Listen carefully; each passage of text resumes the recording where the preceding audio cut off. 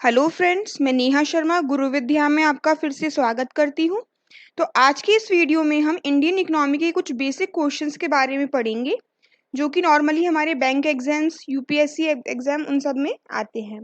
तो स्टार्ट करते हैं। चलिए फर्स्ट क्वेश्चन से।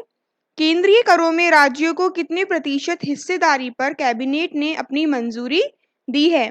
तो इसका आंसर क्या होगा कि कैबिनेट ने कितने प्रतिशत पर दी है? 29% पर। इसका आंसर क्या हुआ हमारा? 29%, 29%। ठीक है, अगले क्वेश्चन पर चलते हैं। विक्रेता बाजार क्या होता है? देखिए, बाजार की अगर हम सिर्फ बात करते हैं तो बाजार का में क्या होता है? लेन देन क्रेता और विक्रेता के मध्य है। तो इसमें पूछा गया है हमसे कि विक्रेता बाजार क्या होता है। विक्रेता बाजार की अगर हम बात करें, किसी भी बाजार में लेन देन होता है, मतलब कि मांग और उसकी पूर्ति की बात की जाती है कि किसी भी चीज की अगर मांग होगी तो उसकी क्या होगी? पूर्ति करी जाएगी।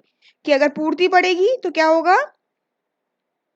मांग बढ़ेगी तो पूर्ति भी बढ़ेगी। परंतु विक्रेता बाजार में क्या होता है? मांग बढ़ती है परंतु पूर्ति नहीं बढ़ती। ठीक है, तो यह वह बाजार है, ऐसा बाजार जहां मांग की अपेक्षा पूर्ति कम होती है। नेक्स्ट क्वेश्चन है हमारा थर्ड। अंकटाड 9 का आयोजन कहाँ किया गया था? उस जगह का नाम बताना है। तो ये कहाँ पर आयोजित किया गया था? मिडलैंड में, जो कि दक्षिण अफ्रीका में है।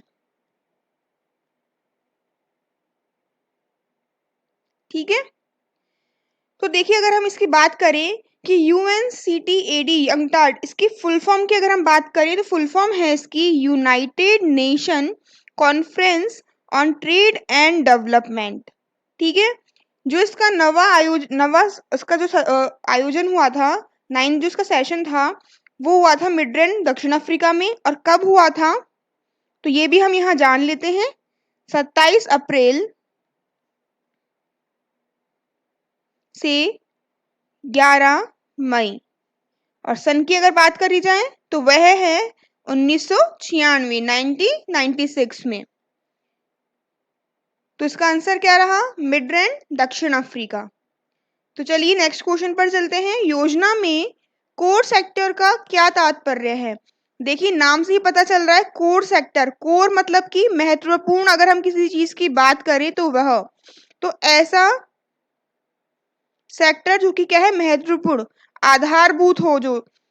तो जिस सेक्टर में आधारभूत चीजों की बात करी जाए, आधारभूत सेक्टर आए जैसे कि हमारा बिजली, परिवहन इत्यादि, इसमें 8 सेक्टर आते हैं। ठीक है, तो उसको ही क्या बोला गया? Core sector. अब इसमें इसका तात्पर्य क्या है? किसी एक योजना में अगर हम बात करें तो चयनित आधारभूत उद्योगों से है। कुछ सेलेक्टेड आधारभूत उद्योग हैं, बेसिक उद्योग हैं, उनको ही क्या माना गया है? कोर सेक्टर योजना में माना गया है। अगला क्वेश्चन है हमारा, भारत में सकल घरेलू बचतों में किस क्षेत्र का योगदान सर्वाधिक है? देखिए, इसका उत्तर है हमारा घरेलू क्षेत्र का। घरेलू बचतों में किस क्षेत्र का योगदान है? किसका है? घरेलू क्षेत्र का। नाम से पता चल रहा है, तो इसका आंसर भी काफी इजी रहेगा याद करने में। घरेलू क्षेत्रों का। इंडिया इज फॉर सेल नामक पुस्तक किसने लिखी? इंडिया इज फॉर सेल, इसके ऑथर का नाम बताना है हमको। तो इसके ऑथर का नाम है चित्रा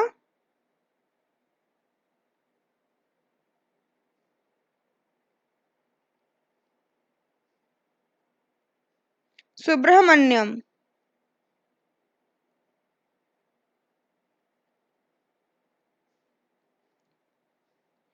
नेक्स्ट है हमारा क्वेश्चन, दक्षेस की स्थापना कब हुई थी? सार्क की स्थापना के बारे में इसने समय पूछा है। तो सार्क की स्थापना कब हुई थी? सन 1985 में, 1985 में। तो देखिए, अगर हम इसके बारे में थोड़ी सी बात करें कि सार्क क्या है, सार्क का पूरा नाम है South Asian Association for Regional Cooperation economical and polity organisation.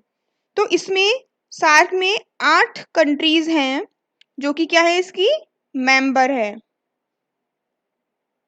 ठीक है, 8 जो कि साउथ एशिया में, साउथ एशिया, अब देखिए नाम से पता चल रहा है साउथ एशिया की 8 कंट्री ही क्या है, इसकी मेंबर है।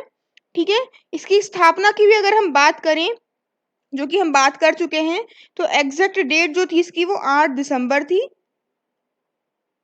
8 दिसंबर 1985। अब इसमें जो देश हैं, वो जो 8 देश है, वह देश कौन कौन से हैं? इंडिया, पाकिस्तान, बांग्लादेश, श्रीलंका, नेपाल, मालदीव, भूटान।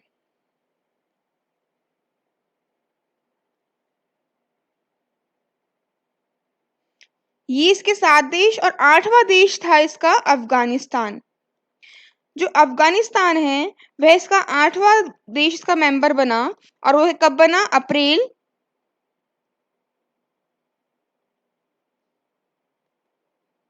2007 में। तो देखिए, इस एक क्वेश्चन से हमें कितनी सारी बातें यहाँ पता चली हैं। इसको याद रखने का तरीका भी आपका इसी तरह का हो सकता है कि इसमें से ज्यादातर यही क्वेश्चन आएगा कि इसकी स्थापना कब हुई, कितने देश इसके सदस्य हैं, कौन सा देश, नाम भी हम समझ सकते हैं इसी तरह से IBPSNMB करके आप इसे याद कर सकते हैं। और इसका 8वां देश की अगर हम स्पेसिफिकली पूछा जाता है तो वह है अफगानिस्तान, जिसकी भी जो इसका मेंबर कब बना था? अप्रैल 2007 में। ठीक है, तो इसका एग्जैक्ट आंसर है जो पूछा गया है इसमें वह है 1985 की इसकी स्थापना कब हुई थी। अगले क्वेश्चन की तरफ हम चलते हैं। स्वामीनाथन समिति किस क्षेत्र से संबंधित है? तो वह किस क्षेत्र से संबंधित है वो हमें बताना है। तो वह है जनसंख्या नीति,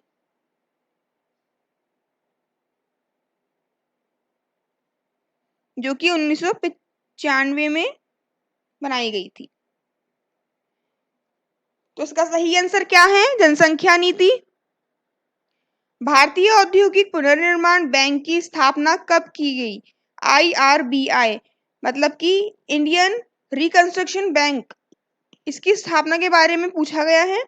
तो इसके बारे में अगर हम बात करें, तो देखिए नाम से पता चल रहा है पुनर्निर्माण बैंक। ये ऐसा बैंक है जो कि छोटे उद्योगों को, लघु उद्योगों को क्या करता है? बढ़ावा देता है, उनकी मदद करता है फिनेंशियली और टेक्निकली असिस्टेंस प्रोवाइड करवा के, कि उनको आर्थिक मदद भी दी जाती है और तकनीकी मदद भी, ताकि वो क्या हो सके, उनका डेवलपमेंट हो सके।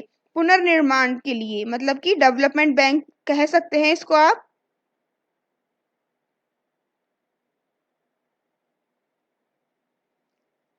तो इसकी स्थापना के लिए पूछा गया है कि इसकी स्थापना कब हुई थी। इसकी स्थापना का समय है 20 मार्च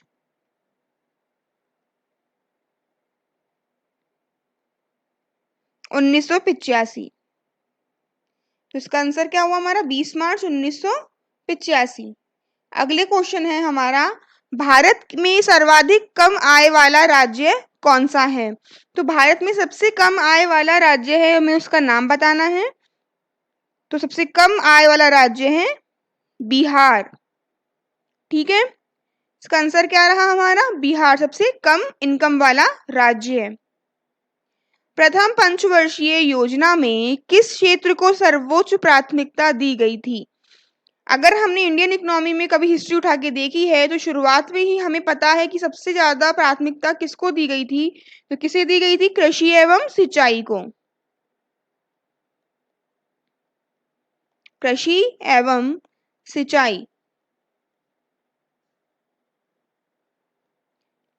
नेक्स्ट है हमारा, भारत का सबसे पहला बैंक कौन सा था? बहुत इजी है इसका आंसर बताना। सबसे पहला बैंक जो था वह था bank of Hindustan.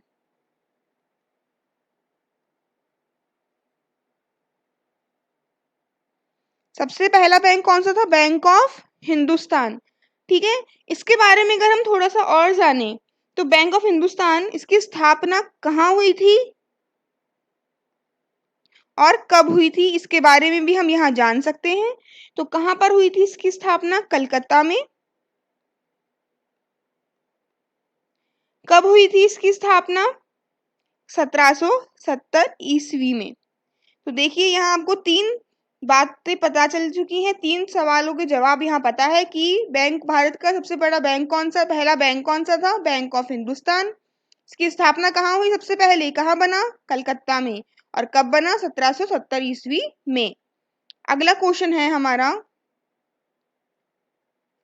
Tata iron and steel company TISCO की स्थापना कब हुई? इसका समय हमें बताना है। तो इसकी स्थापना हुई थी 1907 में। इसका सन है 1907 में। टिस्को की स्थापना कब हुई? 1907 में। अगला क्वेश्चन है हमारा, भारत में सर्वाधिक गन्ना किस राज्य में उत्पन्न किया जाता है?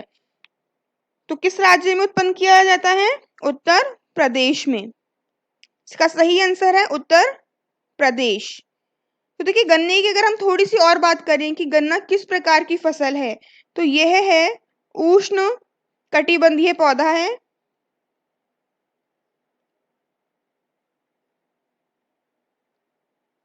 अब नाम से ही इसके पता चल रहा है कि उष्ण कटिबंधीय पौधा है, मतलब कि कैसा है ये?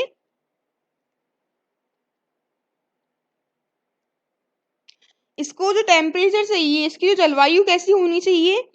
30 डिग्री से 32 डिग्री सेल्सियस के मध्य इसका टेम्परेचर यहाँ पर अवेलेबल होना चाहिए। और अगर इस दौरान वर्षा बनती है, वर्षा की संभावना रहती है, वर्षा होती है, तो वह इसके लिए बहुत ही क्या है? लाभदायक है इस फसल के लिए। तो मेन आंसर हमारा था कि गन्ने की फसल जो है किस राज्य में सबसे ज्यादा उत्पन्न किया जाता है? वह है उत्तर प्रदेश। भारत के किस राज्य में साक्षरता प्रतिशत सबसे अधिक है? साक्षरता प्रतिशत, देखिए हमें ज्यादातर आंसर पता होगा सबको इसका, कि साक्षरता प्रतिशत वाला राज्य जो है उसका नाम है केरल। सबसे अधिक साक्षरता कहाँ पाई गई है?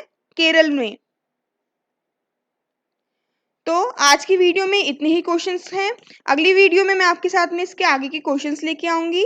अगर आपको ये वीडियो अच्छा लगा हो तो प्लीज़ इसे लाइक करें और शेयर ज़रूर करें, और अगर आपने सब्सक्राइब नहीं किया है तो सब्सक्राइब ज़रूर करें। Thank you. नेक्स्ट वीडियो में हम फिर मिलेंगे।